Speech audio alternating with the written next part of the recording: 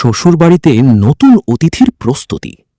টলিউডের মিষ্টি নায়িকা মধুমিতা সরকার এবং দেবমাল্যের বিয়ের রেশ কাটতে না কাটতেই এবার শোনা যাচ্ছে আরও বড় এক খুশির খবর।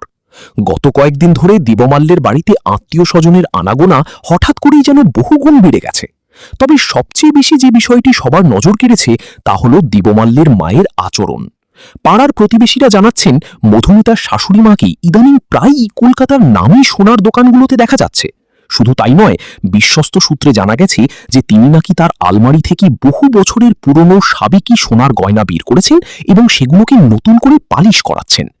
সাধারণত বাঙালি পরিবারে বংশের প্রথম প্রদীপ বা নতুন অতিথির আগমনের বার্তা পেলেই এই ধরনের সাবেকি গয়না বের করার প্রথা রয়েছে। পাড়ার পরিচিত কেউ যদি হাসি মুখে জিজ্ঞেস করেন, গিন্নিমা, বাড়িতে কি নতুন কোনো খুশির খবর আসছে, তিনি তখন সরাসরি উত্তর না দিয়ে শুধু এক চিলতে রহস্যময় হাসি হাসছেন। বাড়ির কাজের লোকেদের কাছ থেকে আরও জানা গেছে যে দোতলার একটি ঘর নাকি নতুন করে সাজানোর পরিকল্পনা চূড়ান্ত হয়েছে, যেখানে শিশুদের উপযোগী আসবাবপত্র রাখার কথা চলছে।